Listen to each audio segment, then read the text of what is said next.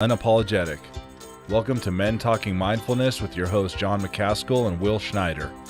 Here we focus on helping men and those with men in their lives solve some of life's complex challenges through understanding the practices of mindfulness and how they can help.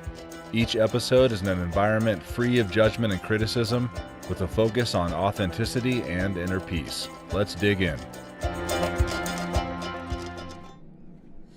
Welcome, everyone, to another transformative episode of Men Talking Mindfulness. I'm John McCaskill, a retired Navy SEAL commander turned mindfulness and meditation teacher, and I'm here with my incredible co-host, renowned New York City yoga and mindfulness teacher and ambassador of compassion, well, soon to be, right? Will Schneider. How are you doing today, Will? Good to see you, brother. Doing great, John. Good, thank you. Fantastic to see you. Really looking forward to today's conversation. How about you? How you feeling? Yeah, I know, absolutely. Me too. I'm very much looking forward to it. And we've got something, or should I say someone, truly special lined up for our listeners today. Folks, have you ever felt that your life is missing something? That you're stuck in your head, tangled in your thoughts, and disconnected from what truly matters? If you answered yes to any of those, then we have a treat for you today. Our guest has not only walked this path, but has also guided thousands of others to find their own way. That's right. We're honored to have Luke Iorio with us today, a man of many talents, including coaching, mindfulness meditation, and hosting the phenomenal podcast On This Walk. Luke is a beacon of transformation and authentic living, and today he's here to talk with us about the crucial subject of moving men from their heads into their hearts. We're diving into the essence of somatics. What the heck is somatics, you might be wondering? Well, get ready. We're going to learn all about it and how it'll help you be a better person, a more effective leader, or a better partner. So sit back, chillax, and let's get mindful. Luke, thanks for bearing with all that shenanigans. Welcome to the show, man. We're thrilled to have you here. John and Will, glad to be here, guys. Looking forward to this. All right. Well, trying some new things. But yeah, we're trying some new things. It may have sounded a little scripted. I don't know. Was it? Not at all. Not at all. I loved, honestly, the look of sheer terror in your eyes when you started to say my last name. Dude, I was like, I'm totally going to screw this up. Even though I reviewed it, I was like, Iorio is going to pop out, but it is Iorio. All right. Good. Yeah, right on, man. I was actually more impressed with myself that it came out correctly than anything else. Well, quick couple of announcements, and then we're going to get into our opening practice to kind of ground ourselves after all that shenanigans. Hey, everyone, our new merch store is finally open. It is at mentalkingmindfulness.com/shop. Check it out. We've got shirts, hats, coffee mugs, tumblers, and more. And I'm rocking one of the hats right here, one of my new favorite hats. And yes, as we've said in the past few episodes, you might experience some sticker shock when you go there. And we wish it could be different, but this is just the cost of doing business with print on demand.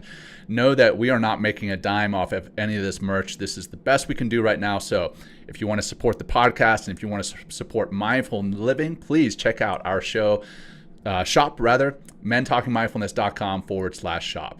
All right. Also, we're looking at starting doing these episodes where we're going to answer your questions right here live on the show with an audio memo. So please, if you have questions or comments, send us that voice memo to be played and answered on the show. Simply text MTM to 33777 and you'll get the link to record that memo. Again, that's MTM to 33777.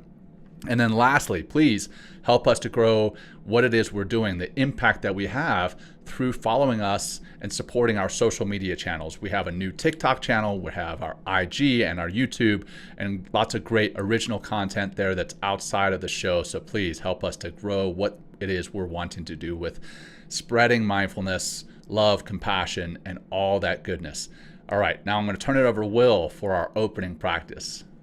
All right, so let's just ground ourselves, get out of our head, get into our body. This is what the breath can do. We're just going to do some very simple parachute breathing. We're going to take a pretty aggressive inhale through the nose. It sounds like this. Really trying to drop that breath down deep, and then a very long exhale out the mouth. Like you're kind of floating down to the earth, into your heart with a parachute. Let's go. Inhale. Exhale, easy out. Really long, slow, luxuriate on that exhale. And again.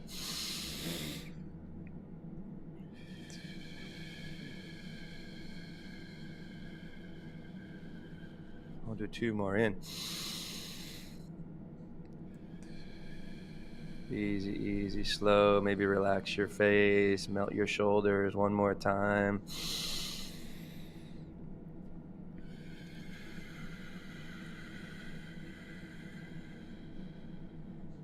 Great. And maybe, wiggle your head a little side to side, bring some movement into your body, and open your eyes and get stoked. We got Luke. I'm going to say his name now. Luke Iorio. Iorio. No, Iorio. Shit. Iorio works. It is Italian. Iorio works. Oh, it is Italian. It's okay.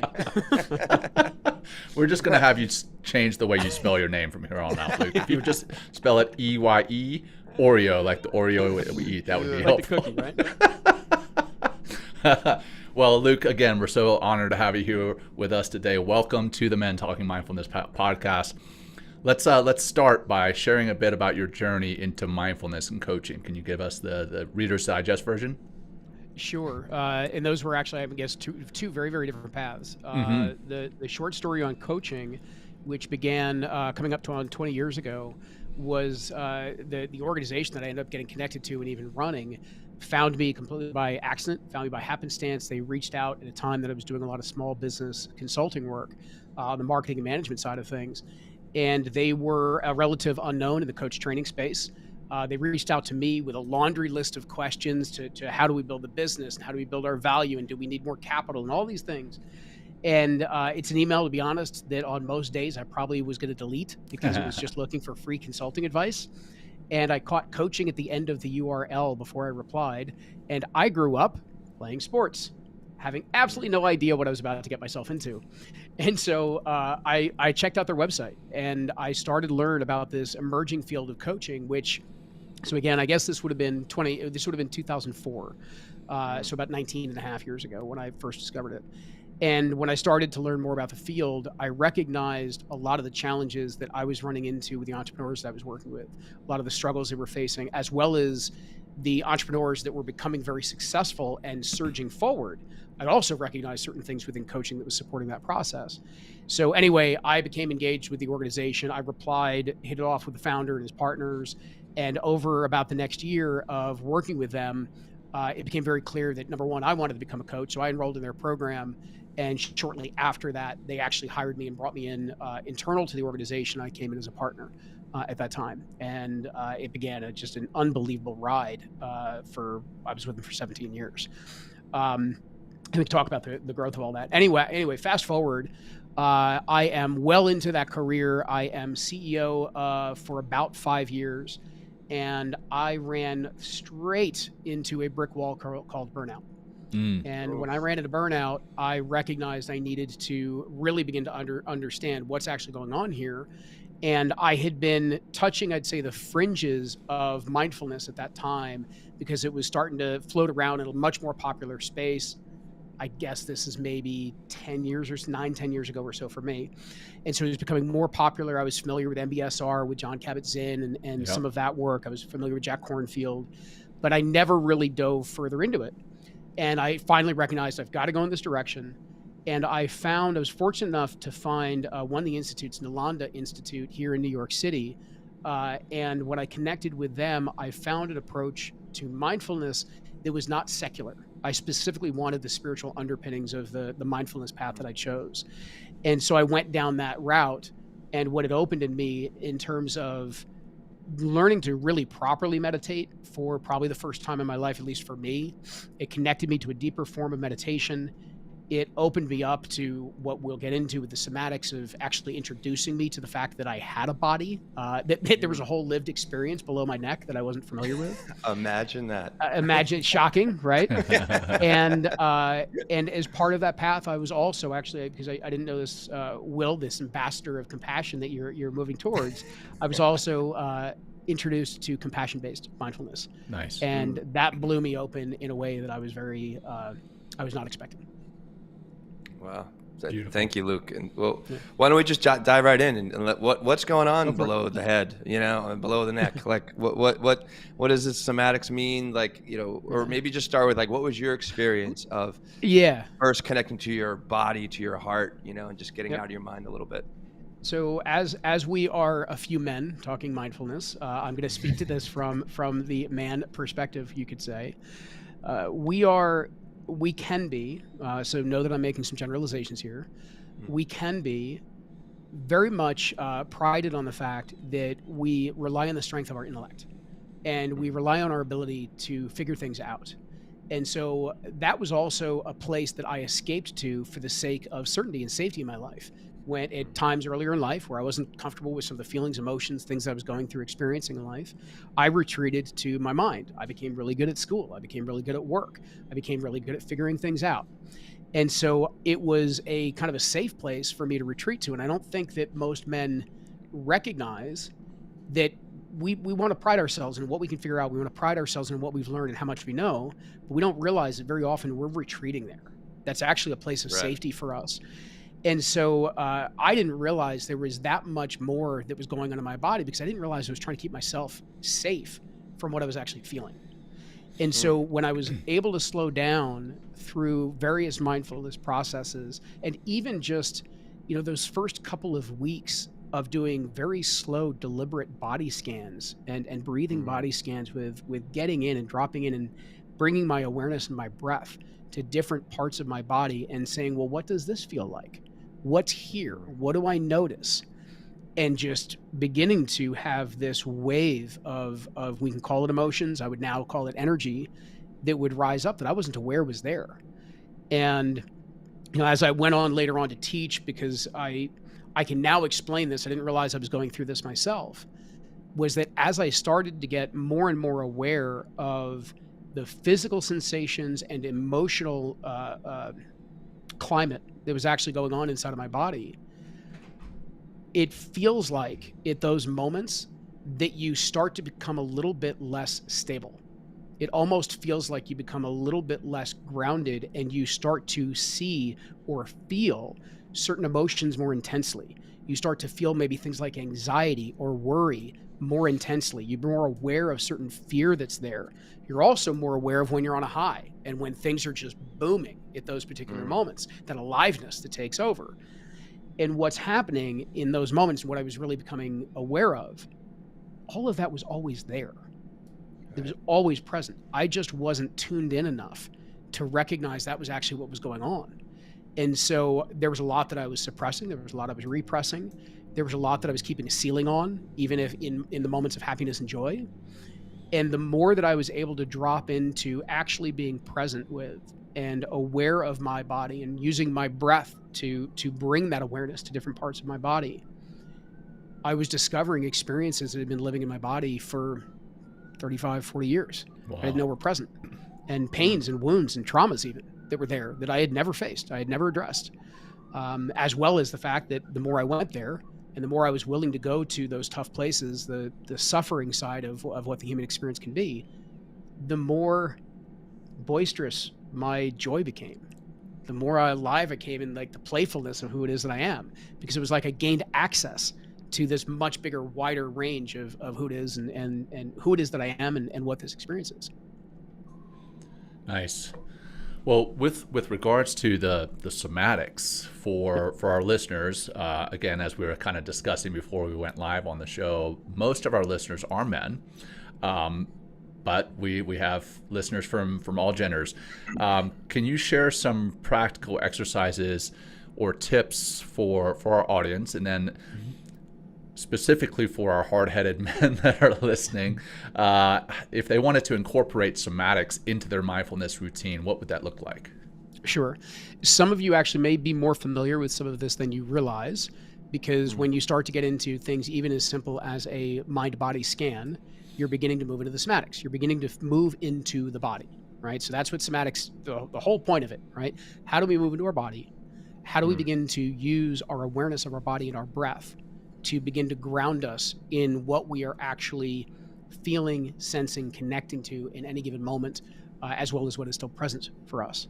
And so one of the simplest practices that you can begin is just simply a body scan and being very, very deliberate, meaning at times we will move through. So let me explain it this way. At times we will move through body scans or a lot of different mindfulness practices for the sake of relaxation, right? It was one of the challenges, actually, as much as I love what Jon Kabat-Zinn has done with MBSR, it also created an attachment to, I'm doing this to relax. I'm doing this to de-stress. And there is so much more to what a practice offers to us. Can I jump in real quick, Luke, on yeah, that? Please, go ahead. Like, I agree with like a lot of what Jon Kabat-Zinn teaches. And for those listeners who are not familiar with Jon Kabat-Zinn, he's kind of considered to be the father of mindfulness in the West. He founded MBSR, which is mindfulness-based stress reduction, MBSR. And I'm not a big fan of that term, actually, because I don't think like that term indicates that mindfulness reduces stress or implies that it reduces stress, and it does not. It in my mind, mindfulness gives you tools to better handle stress. You're still going to have the same amount of stress in your life. You're still going to have the same amount of anxiety in your life, but the way that you handle it, process it, look at it is completely different. And I think that's healthier. I wish the term was like mindfulness-based stress processing or something else instead of reduction. But anyway, sorry, I just needed to jump in there. No, I appreciate that. I appreciate also the clarification of MBSR, of what I was speaking about, is that, so let me explain this way. Meditation, if we go all the way back to its roots, it was simply to become familiar with. It's really just at the base of what meditation would, how to become familiar with the mind. And when we introduce somatics, how to become familiar with all that's going on inside of who we are. So our mind, our heart, our emotions, our physical nature, our nervous systems, and our spirit, that energy, that life force that moves through us. And the challenge is that the mind, based on the way that it works, creates a filter. It creates this filter that sits between us and our direct experience of life. However, our bodies don't have that filter. We have the ability to access direct experience of what's going on in our lives if we can slow down long enough and actually begin to tune into and feel what's present and going on in our body. Is our temperature rising? Is our heartbeat starting to move faster or slower? Do we find ourselves sweating? Do we literally feel like we're grounded, or do we feel ungrounded? And how do we know that based on the sensations of what we can physically feel, that nature of who we are? So when we go into something as simple as a body scan as a practice, as opposed to scanning of, okay, what's there, what's present, let me relax that and moving on, hover. Like take time, take 40 minutes to do a body scan, and maybe you only focus on like 2 or 3 body parts. Maybe you bring all of your awareness to different parts of what's going on in your core, your lower stomach, your upper stomach, out towards your sides and your ribs. What does that feel like today? What are the emotions that are present? What's the energy that's there? Do you feel like you can breathe in fully and take all of that air and spaciousness in, or does it feel limited today? When you exhale, do you feel yourself relaxing and releasing into almost this newfound spaciousness? Do you feel like you're laying off a weight? Well, what's that weight? So when we find a way of grounding into our bodies and being slow and deliberate with our awareness, as opposed to just moving through with the intention of relaxation, we actually get to know what's going on in a much deeper way. And so that's just a very simple kind of starting practice that I would recommend for anybody to be able to do. And there are even, you can look up, whether it be body scans, you can look up yoga nidra from a kind of a sleeping meditation standpoint, right? And just as you get familiar with it, you can then take it on your own to say, wow, I love how relaxed I am after I go through it, like a yoga nidra meditation. And I noticed something was going on in my shoulder. Let me just kind of bring my awareness and my breath to what felt like something that was stuck, or that was really dense, or that was heavy today. Or let me bring it to this. I haven't noticed this like joy, this like gratefulness that's like booming in my chest right now. Let me hang out there. Let me feel like what's there. And maybe there's a message or two in that. I've been amazed by doing this work. I get probably more insight and wisdom from my body and my emotions and what I'm becoming sensitive to in that regard than I do from my mind. It's my mind then that can move it forward and make sense of where does this fit. And so it starts to switch the process around a bit. So where does, I mean, you might be scaring some of our men out there talking about feeling so much. And I mean, and you might be speaking Greek as well. Like what the hell is he talking about? Being in my body and experiencing things. And I'm making a joke, and we do have a pretty sophisticated audience, and they practice. But you know, you mentioned earlier, like safety was kind of one of your first boundaries to to getting into the somatic experience. Like, I'd love to hear like safety from what. And then maybe what are some other common boundaries that men experience as you begin to relax, scan the body, and be like, oh, okay, what's that? Like, I'm a little scared because I'm feeling this across my chest or something. Yeah. So I'm really glad that you brought it back to that as well. We think at times as men that our strength, our courage comes from the ability to not just figure out, but also to act, to move into any given moment, right? And there's a time and place for that, right? You guys certainly know that. And there's also time and a place to recognize that our greatest strength is not doing something. Our greatest strength is actually to be with what's really unbelievably uncomfortable that exists inside of us. And so for me, where that began, the really, really, really, really long story short, was that when I was 5.5 years old, lost my home in a house fire. And we were literally stopped at the top of the street by a barricade, being told, you can't go down the street, there's a major house fire. And I remember the police officer coming over and talking to my mom through the window, and my mom turning back to the officer and saying, I know, that's our house. Jeez. And I can feel that, like, and rip through me. I can feel the energy that's still there. And we literally watched the embers burn from my neighbor's home. We watched it come down, basically. And so at that moment, there were so many things that in my little 5-year-old mind, there were so many decisions that I made. And among the many that I made, one of them had to do with, I'm not safe. Not even my parents can keep me safe. And these feelings I've got going on right now, absolutely not. We got to shut that shit down. And that's what it came to. Yeah. And what I later learned was that I also needed to look at this not only from a physical safety standpoint, to the rest of what you were asking, Will, of how else is this recognizable? Yeah. I was pursuing safety physically, emotionally, mentally, and spiritually, and socially, because it was something now that was a need that needed to be met. It was something operating in the background that I may have these wonderful, noble beliefs. I may have these wonderful values of who it is that I want to be in the world. But if my need for safety felt compromised, I was going to retreat. And I was going to move into this place that felt like I was protected and guarded. And for me, I got really good at doing that with my mind. I got really good, and it was really safe to go there. And so what does that look like? Yeah, relationally, I was going to say, how does that manifest? Yeah, please. How does that actually look? So relationally, it means needing to be right, needing to prove your point.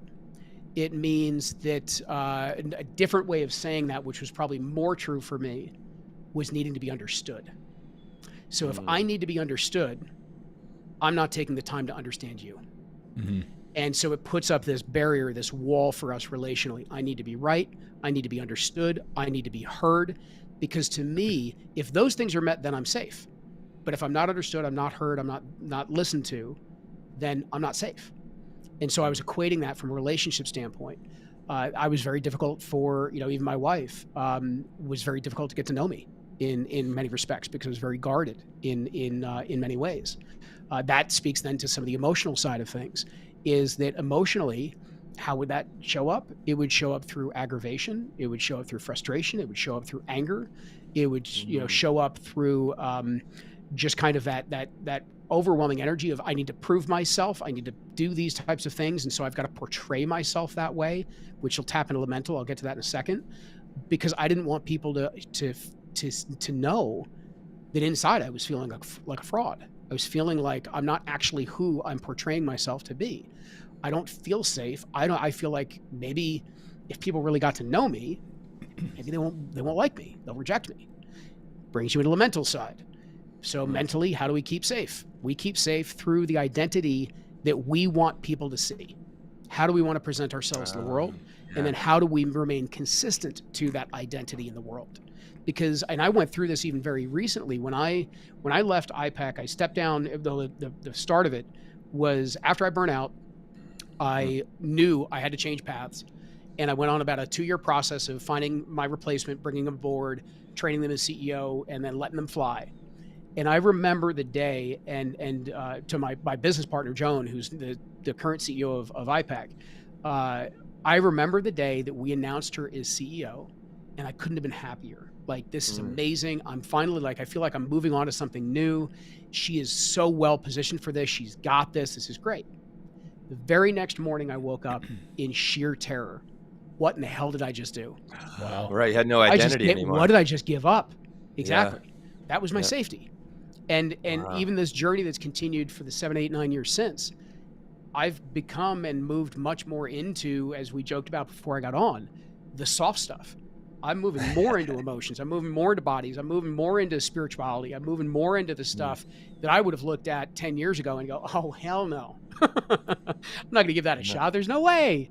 And the more that I start talking about those things, every once in a while, I still get that voice in my head like, you really going to say that? You sure, you sure about that? Right? Because we form this identity and we want to keep it out there because we believe that that's what keeps us safe, when in fact, it keeps us from being free. Yeah. Wow. Yeah. The flip side of that, vulnerability, right?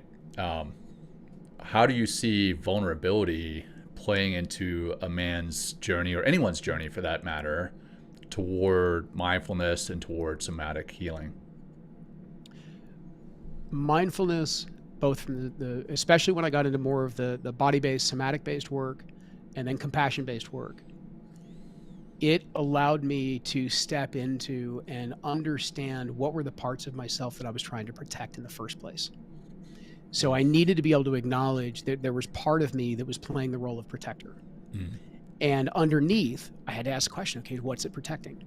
And that's our vulnerabilities, right? That's the playful side, the innocent side, the part of us that wants to be who we were when we were 4 or 5 years old, when every single one of us was deliciously weird in our lives, right? And think about my little boy right now. Right? We want that, right? That's the part of us that we want back out there again. And we want to play with life with our adult wisdom.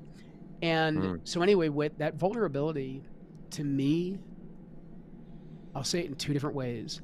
To me, that vulnerability is probably the single greatest gift that is given to us as being human. Because when you think of the most vulnerable moments where you have been able to be there for someone else, whether that be a time of crisis, a time of disaster, a time of deep hurt and pain, feel how connected you were to them at those moments. And then tune into how much you actually want people to connect to you that way too. To actually know you that way, to see you, fully see you. Well, that comes through vulnerability. And to me, the second part is I also think it is one of our greatest responsibilities as men. Because I believe the way that we're meant to show up in this world, with the strength that at times we've been endowed with the part of us that does want to be that protector of women, of those that we love, of this earth, we want to be able to hold such a space that other people feel safe enough to be vulnerable in our presence. And we can't be that or do that if we can't even be vulnerable in our own presence.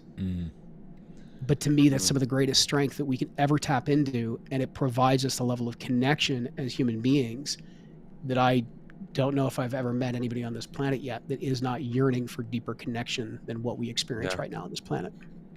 Let's talk about that a little bit, like the relationships that we have, right? The professional relationships that we have, the platonic relationships that we have, the romantic relationships that we have in our lives. Every time we turn around, we're in a new relationship, or we are in a part of a relationship, rather, not necessarily in a new relationship. Right. My wife didn't hear that.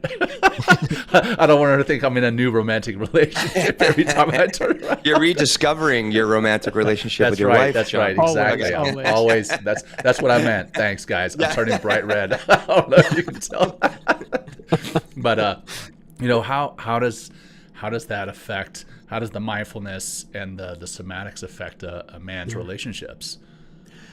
I have become twofold. When I recognize in conversation with my wife, I am much more present to when I'm holding back, when I'm not present, when there is something within me that for some reason I'm having trouble moving out of me and sharing and allowing to be seen. Because now, from a somatic standpoint, I feel it so deeply that, and most of the time for me, it is this weighty feeling that I get in my gut, and usually at the top of my gut. And I mean, I can feel it like it literally feels like something is stuck there. That's like, okay, you're trying to hide this. You don't want this out. And you get aware of those physical, cues that your body's trying to send you. Your body's trying to say, hey, there's something you're not paying attention to here, right? And so now I'm more aware of that than ever before. So because of that, I can share about whatever that is as it begins to arise. Now, I want to say that doesn't mean that I always speak about it in the moment. There are times that I might need to step away. I might need a day or two to be with whatever the energy is, because I might not even be able to describe it right now. But I'm now aware that it's there, and I'm aware that if I don't tend to it, it can become a block between me and my wife, because it's something that I might be deliberately holding back from her once I am aware of actually what it is. And so I'm much more present to it. The other side of this is that I am more present to what's going on for her than ever before. So that it's not just the, hey, how was your day? Let's run through the activities of what you said, did, saw, whatever today. I want to know what your experience was. Mm-hmm. How did you experience today? When you were doing those things, or you had that interaction, what was that like? How did that come up for you? I don't do that enough. Right?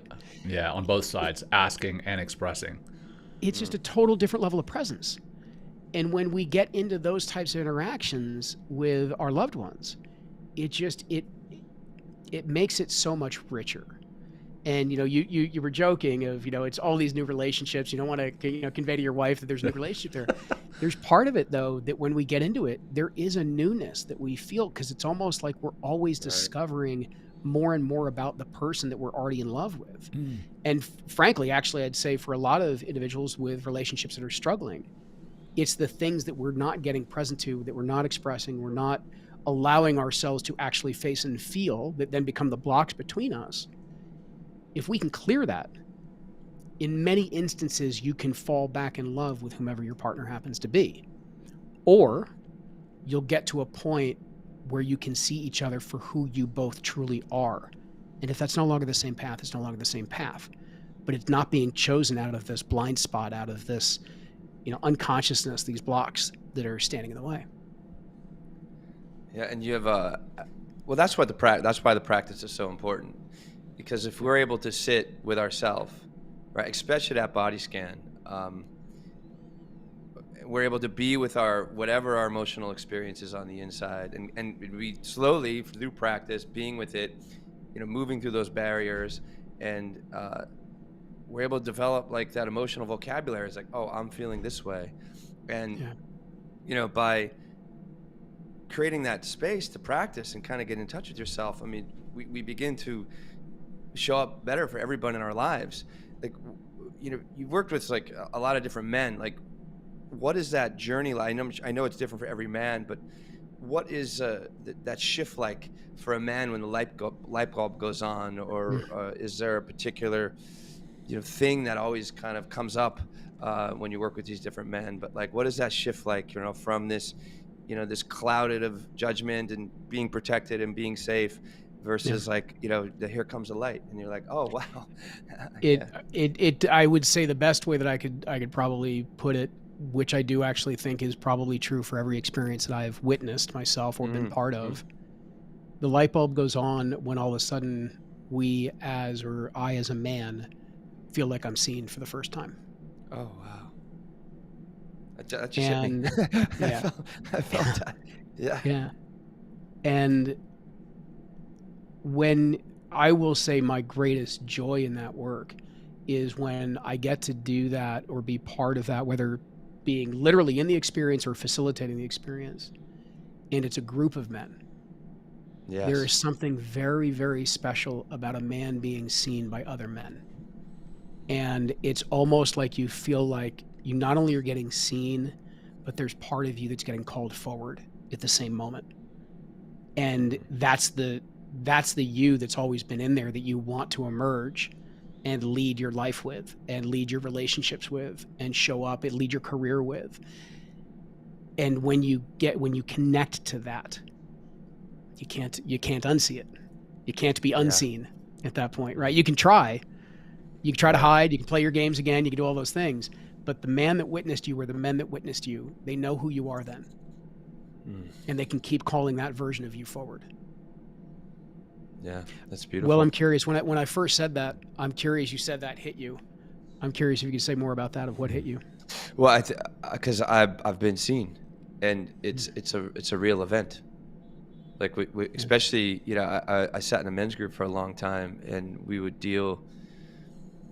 That was a big part of the experience, is really getting vulnerable, really being heard, you know, expressing yourself. We'd go always into the body, because it just has its own way of connecting us, not just to ourselves, but with the group. When you're really in that, it's just like it gets into that limbic system. It's not of the conscious mind or the intellectual mind. It's of a part of the body that allows us to connect more deeply, not just to ourselves, but when we get to that deeper place, we connect to everybody. And then to be asked to be called forth and not be afraid, and just be with who you are, how you are right in that moment. It's transformative. And when that light turns on, you carry that light with you. And there's definitely a greater willingness to see not just other men, but everyone that way. Or at least I think there's also a knowing that we all have that light inside of us. And, you know, we burn brighter through connection, you know, through, you know, getting in through vulnerability. And that's kind of, I guess what the kerosene of the torch, maybe just, you know, keep accessing that vulnerability, and it just really starts to, you know, illuminate that flame, and can create an entire conflagration with men. And it's just so incredibly powerful, especially when men come together in a vulnerable space. And I've done that. I've been in those circles, and it's some of the most fulfilling, happiest times of my life is being in a group of men, being seen by a group of men, and then what comes forward is that playfulness, is the whole like, oh, here I am, and I don't need to perform, I don't need to hide, I can just be who I am and be seen, and I'm seeing everyone else as they are, and you just really get into that authentic nature, and it's just it's really transformative, and I love that what you're saying. It's like it happens. There's a light that goes on, and it's from being seen. So thank you for, you know, and that gift, you can give that when you do the work, or you can give that gift to anybody, even if it's just a little moment. You just saying hi, you know, and really being there, outside of, you know, the veneers that we might hold up or something. You know, there's something also that you kind of teased within there too for me. One is that, you know, we very often, I heard you say it before, and I know this was only part of the description, was that mindfulness connects us to a set of tools, right? It's a set of tools that we're able to use and to navigate by. And as this discussion has gone, mindfulness is also a gateway. It's a gateway into a much deeper understanding of who it is that we are. And when we can then be in those spaces, that we can allow ourselves to be seen, and we can be present enough to see another, there is one of the most beautiful things that occurs. And you mentioned it in terms of connection, but I want to say it this way. We discover we're not alone. For everyone that's listening, but I am specifically speaking to men at the moment. We feel so freaking alone. And it's why there's problems with isolation right now. There's a problem with lack of friendship and relationships for men right now, in a much more deleterious way than even for women, as they track the stats over the last 30 years. And when we get in our mind and we stay in the thoughts and the stories and the content of our minds, it gets so isolating, and we separate ourselves so easily from others, and we forget that there are other men having the experience that we are going through right now. But we don't get to know that unless we can drop beneath it. Right? We've got to be able to drop beneath it, and our bodies provide a gateway to that. Our bodies allow our nervous systems to relax, to regenerate, and to actually produce the feeling of safety from right within ourselves. That's part of the beauty of the somatics. It's not just the awareness. We can actually produce safety within ourselves, so that we can then open up and have these types of connections and conversations, so we can actually be seen and allow ourselves to be so present we can see another. And in those moments, we recognize, oh my gosh, we're not alone. Yeah. But I think we're also seeing ourselves, right? Like seeing who we truly 100%. are, and appreciating that person, who we are without our masks on, without our armor on, seeing who we truly are. And, you know, sometimes doing this show, every once in a while I'll have someone who reach out to me. You know, we have a lot of people reach out in positive ways. Hey, you guys are doing great stuff. You're spreading goodness. But every once in a while, I'll be like, somebody will reach out from maybe my past life in the SEAL community. They're like, "What are you doing now? You're teaching mindfulness. What is that? What is that?" And kind of in a negative connotation almost. And that leads me to my next question. You know, a lot of the, I hate the term toxic masculinity, because so many people are starting to use that term as masculinity. They're saying that all masculinity is toxic, and it's not. There are two separate words. You put toxic in front of masculinity, two separate words. But how does mindfulness and how do somatic practices challenge or shift the paradigms of quote unquote toxic masculinity? Sure. One is I want to reframe the language around it, because exactly that of you know what we mean by toxic, because that's now taken on this pejorative energy inside of the world of what we think that means. And I just want to simply say it as imbalanced. It's imbalanced or unconscious masculine. Shadow masculine would be another way of saying it. And so what has usually happened, and what we have seen play out, and this is true in everything from the way that masculinity is portrayed of leading to violence, as well as the way that masculinity is portrayed in leading to the pursuit of power, and all of those types of forms, right? And that imbalance largely stems from the fact that we have not been shown a way or modeled a way of how to get with the hurts and the wounds that we're trying to cover up. And so almost, if you look behind aggression, that aggression is because of, more likely than not, somebody hasn't felt safe. Right. They're trying to overcompensate for something. It is their way of protecting their world. And we protect either through physical means, violence, or we protect through emotional and mental means, power. And so we go in these different directions, and that's what has played out in the world. That's, you know, that's what we've seen, and all the statistics that are out there. It doesn't tell me there's something wrong with masculinity. It tells me that men are hurting.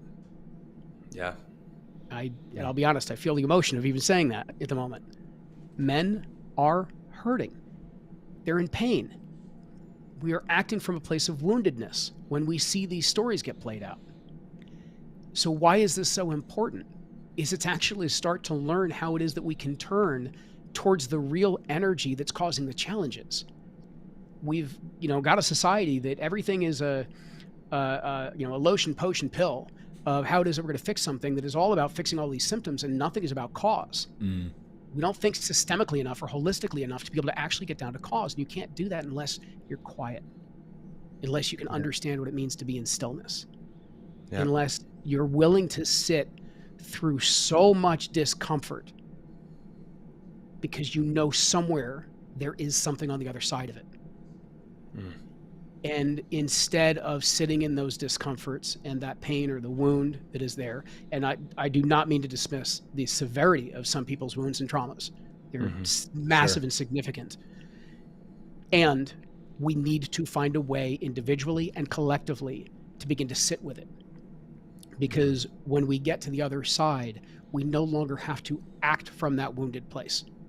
We don't need to act from a place that is trying to protect from a place of lack of safety or dominance. We can actually truly begin to see one another once again, and we can recognize, okay, here's a situation that is maybe very inappropriate, maybe a situation where somebody's being taken advantage of. But I can now approach that in my full embodied masculine leader self, where I'm conscious of how I'm moving forward. I can understand what's going on. I can see the dynamics that are at play. I can see the woundedness of the individuals that are at play right now. I can see their traumas playing out. And it's not my trauma and my wound interacting with them. Instead, I can hold space for it, and I can interact with it in a way that starts to bring consciousness and light back to what is actually unfolding. Those are the individuals that I know, for me, those are the ones that I want as the masculine leaders of this world, whether they be a father, first and foremost, whether they be a brother, whether it's friends and colleagues like ourselves, or whether you then do take it into the military and take it into law enforcement, take it into politics, take it into the top of our corporations.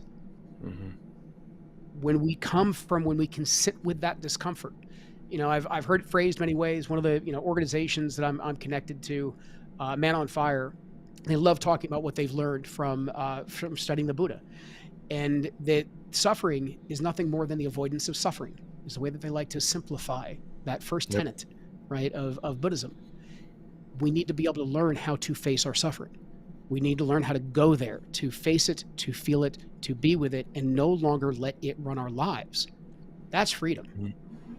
Freedom is not dominance. Freedom is not trying to say, no, I'm going to clear all this other stuff out of the way, and I'm going to be the one in control, and therefore I get to do what I want. It's not freedom. That's you just playing out the routine that's been programmed in you.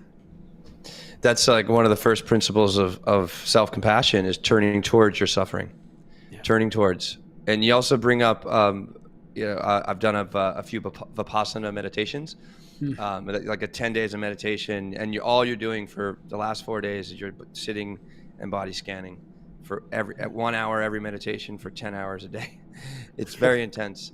And, but I think with a lot of like what men get so busy and they keep doing, and you bring up stillness, and to get still, to get into the non-doing, that's when you are able to, the mind's not working anymore, because it's not about like, I got to check this box and do this thing, get over here and, read this, think about that, plan this. It's just like, oh, I'm right here with myself. And you get really still. And it's through that practice of Vipassana. And we have a whole podcast on my experience. I think it was, well, I don't know if it was last May or something like that, talking about the experience, but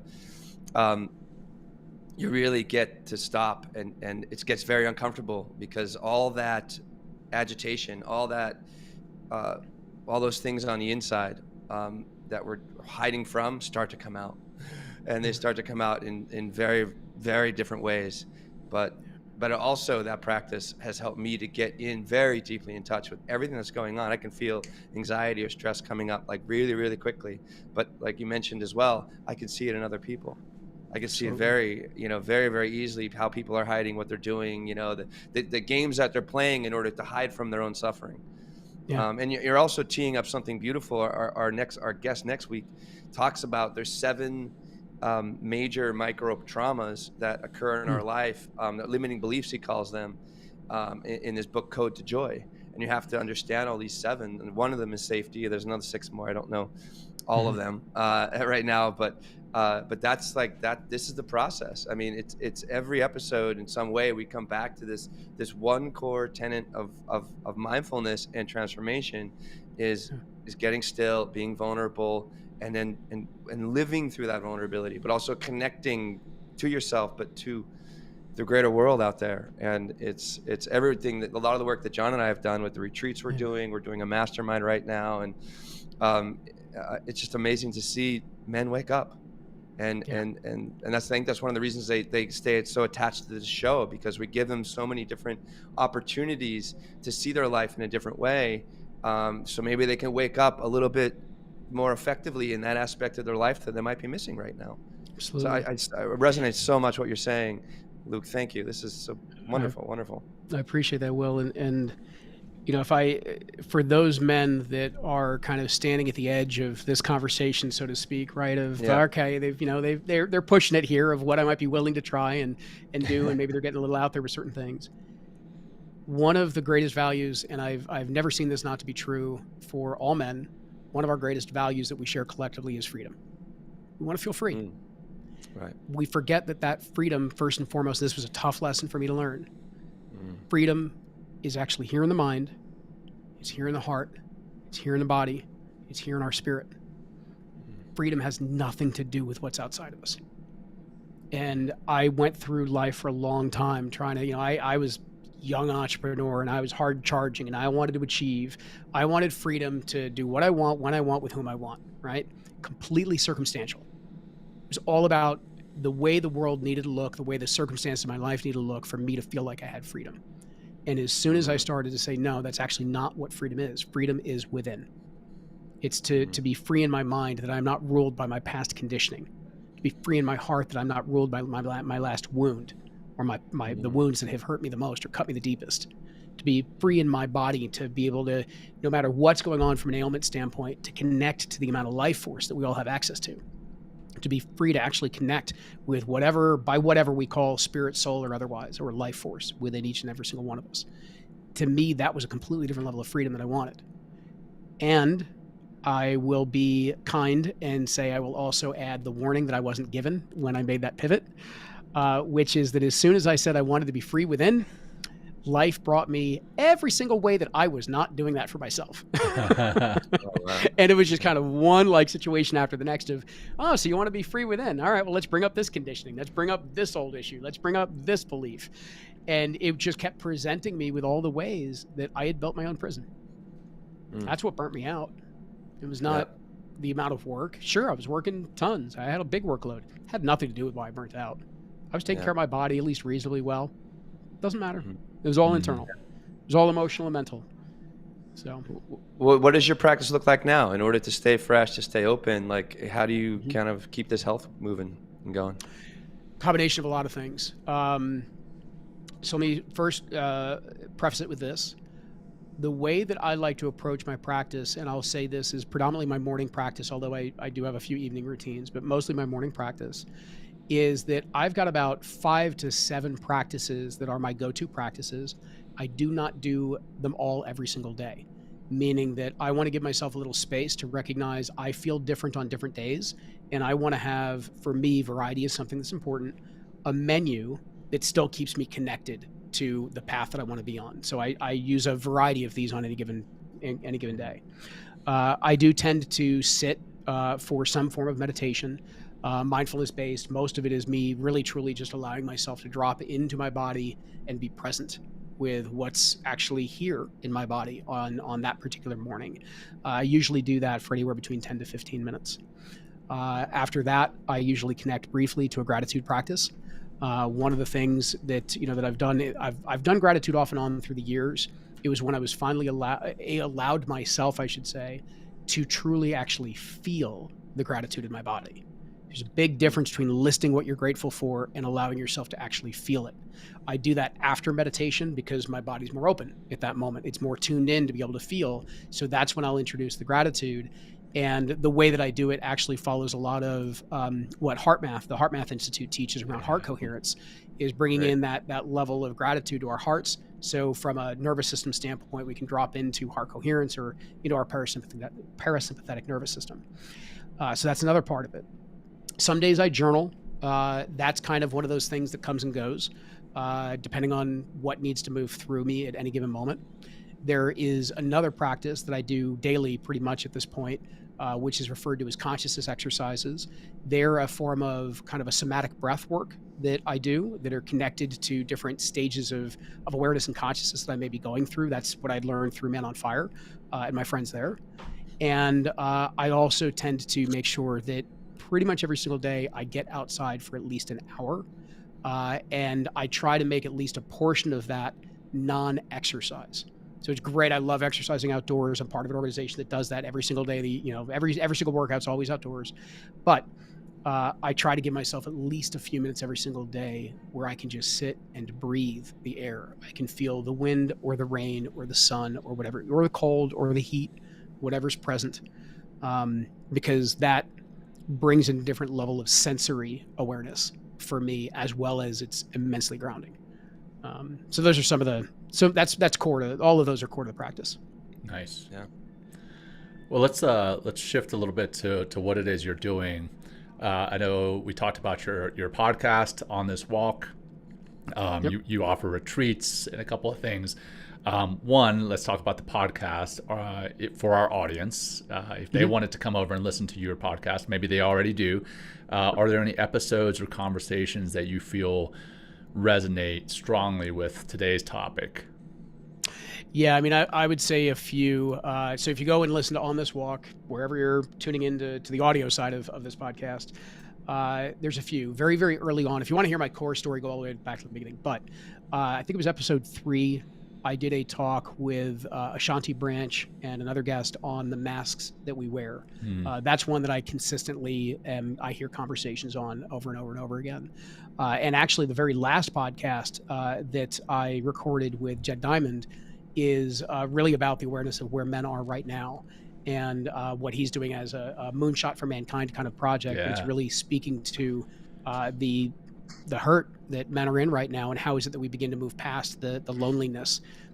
Right there, that one. Yeah. We had I Jed just talked on. to Jed. He's Actually fantastic. talked to him offline a few times in the last couple of weeks, actually, too. Yeah, he's great. But it's a great, yeah. It's a so actually, let me explain why that one. What the podcast is, just to give the quick orientation. I decided to start laying out and sharing what my journey has been over the last 7 or 8 years, because I came out of a background not only in coaching, but in that role in coaching, I was studying neuroscience, polyvagal theory, positive psychology. I was, all the contemporary stuff that was informing how do we support our clients as coaches in the most effective way possible. So I was very familiar with a lot of the contemporary stuff. When I burnt out and I headed towards mindfulness, I chose one that was rooted in the spiritual tradition of Buddhism, not just secular, because I knew there was something there, and it pulled me down through a wormhole where over my 9 years, I guess, since, I went through Buddhism. I've studied a little bit of the Tao. I studied a little bit of Gnosticism, Christ consciousness work, studied with the indigenous.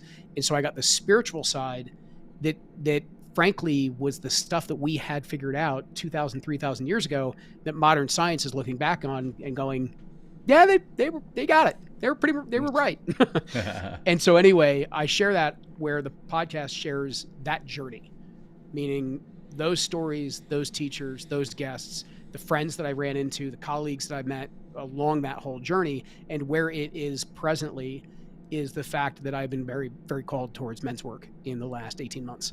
And so why Jed came up and some of the others of the more recent episodes are because most of my focus now is in serving men so that we can step into that embodied masculine leadership that we've been talking about. Nice. Yeah. Well, then what else are you working on, and what would you like to promote? And then if our audience wants to hear from you, or rather get a hold of you, what's the best way for them to find you? Sure. So a giveaway, something that, to support everybody, I've got a workbook that is around helping you connect to your life's alignment, right? What's your life's true alignment? And so it takes you through helping to better understand what is it that you really value most and matters most to you in this life. I'm sure you'll find the link down below, but it's just simply onthiswalk.com/alignment. And you can just download that for free. The other project I've got going on, I've mentioned him a few times here, is that I'm very close friends and an advisor to an organization called Man on Fire, or Man on Fire Rising is the best way to find them. And they are deeply connected to the types of men's work that I'm talking about right now. And if you want to find me, you can look up onthiswalk.com. You can find Luke Iorio on any of the socials, whether it be LinkedIn or Facebook or Instagram, any of that. And I'd love to hear from you guys. Anything that's come up, that you want to ask, by all means, please reach out. Happy to have a conversation. Yeah, awesome, I actually have a workshop coming up in New York for men, all men, September 24th. I'll send it over. Please come if you can, or please share it with your, you're just across the bridge, but I mean, I'm sure we have some New York people, and I would really appreciate, filling that room a little bit. Absolutely. So, this has been really wonderful, Luke. I thank you for I mean, for being on our show, yes, of course, but putting the work out there and helping people understand how important it is to get in touch with their body and relaxing, and just releasing all the stuff that gets in the way of really being just a good, calm, kind, and maybe someday exceptional human being. Like it's possible for absolutely everybody, but you got to stop the rat race. You got to stop hiding from all the things that are getting in the way of just you being who you are and really being seen. I think that was a really big thing that you mentioned today. It's just to be seen. What does that mean? Like what is and if anyone listening, like what is that experience like? When's the last time you've ever been seen? And what is it like to see someone else for really who they are and the loving heart that they are? That's the thing that I really enjoy experiencing now with people I'm working with. Is just beyond all that, the how we constructed our lives based on trying to hide from so many of the thorns, if you will, those micro traumas. There's a heart in there that we can connect with, and thank you, Luke. This has really been something wonderful, and I think our audience will get a lot out of this for sure. I mean, I know I certainly did. Thank you for that, Will and John, for both of you. I will just say I absolutely appreciate and deeply appreciate the space that you guys have created. To be able to bring the message of mindfulness to a wider audience. Obviously, men being a big part of your demographic I think it's just fundamentally important right now. And kind of what you were saying before, I'm kind of an example of what's possible. I found at the time that was very difficult. I was very burnt out. I was struggling a lot. And mindfulness helped open up a path to me to find a level of joy and peace in my life that at the time I didn't know was possible. And you guys are providing that. It's such a strong foundation, such an important gateway for all people, including men, to be able to explore. And I deeply, respect what you guys are doing and honor what you guys are doing. Well, thank you, brother. I appreciate that. And with that, I'm going to turn over the mic to you to run us through that final grounding practice before we say goodbye. So I'd love to have you run us through that. Absolutely. So for everybody, just do me a favor. Before you even close your eyes, just take a big, deep inhale through the nose. Nice, slow exhale through the mouth. And as your exhale completes, allow the eyes to close. And just bring that awareness to the soft, slow inhale and even slower exhale. Notice the body settling in, maybe getting a little heavier in your seat, your chair. The shoulders getting a little heavier and opening up the chest. Feel into how with every inhale you connect to just a little bit more spaciousness. Spaciousness across your collarbones as the shoulders open and the chest opens. With the next inhale, recognizing that spaciousness that even creeps across the hips, as if the hip flexors were opening up even just that little tiny bit more. And now on your exhale, finding yourself relaxing and releasing into this newfound spaciousness in your body.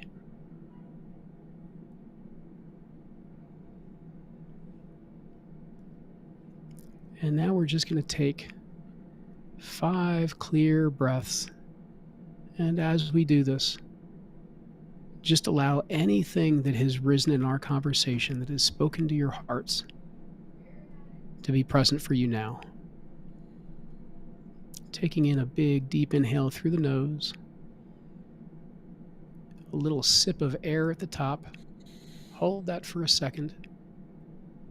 And now exhale through a pinhole in the mouth. Very slow.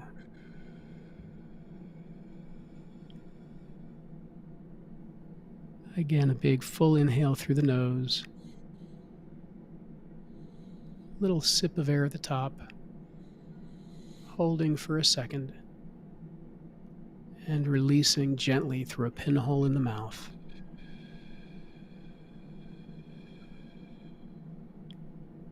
And let's pause at the end. And begin that next inhale, filling up at the top, and a slow exhale through a pinhole in the mouth. And just pause at the bottom of your exhale.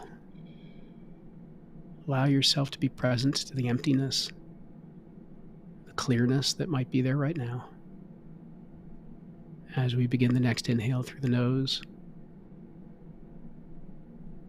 filling up at the top, and releasing through a pinhole in the mouth.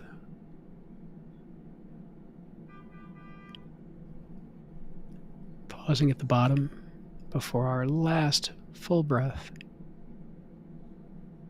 Full inhale through the nose. A sip at the top. And as you exhale, feel all of that air, all of that energy just flow down through your body, relaxing and releasing all the way down through your feet, connecting you to the earth, feeling its presence. And when you are ready, coming back into this moment and opening your eyes. Ooh, man. Thank you. You've got a great voice for meditation, man. Holy cow. That was like, seriously. Thank you, John. I was like, I think I'm ready for a nap. That was All awesome. right. That's a good thing. All right. Hey, Luke, such an honor having you here with us today. Thank you so much for your time and your wisdom and your openness, your vulnerability. Fantastic information, and I'm sure it's going to land with our audience. So for our audience, thanks for joining us here today, and we sincerely appreciate you tuning in, whether that's live on video, whether it's later on video on YouTube or wherever else, or whether it's in podcast form. We appreciate you, and please share this episode with your friends, your colleagues, your family, whoever you feel could benefit. And again, like I always say, a hint, that's everyone. Anyone could benefit from this. And then please give us a review and subscribe to the podcast on social media. And, if you have any ideas on guests or topics, please share that with us. And lastly, if you have any memos, voice memos, questions, comments, complaints even that you have about the show, please text MTM to 33777. That's MTM to 33777. And that, ladies and gentlemen, is a wrap. Until next time, take care, everyone. Peace. Yeah. Thanks, everybody. Peace. Thank you for joining us today. We hope you walk away with some new tools and insights to guide you on your life journey.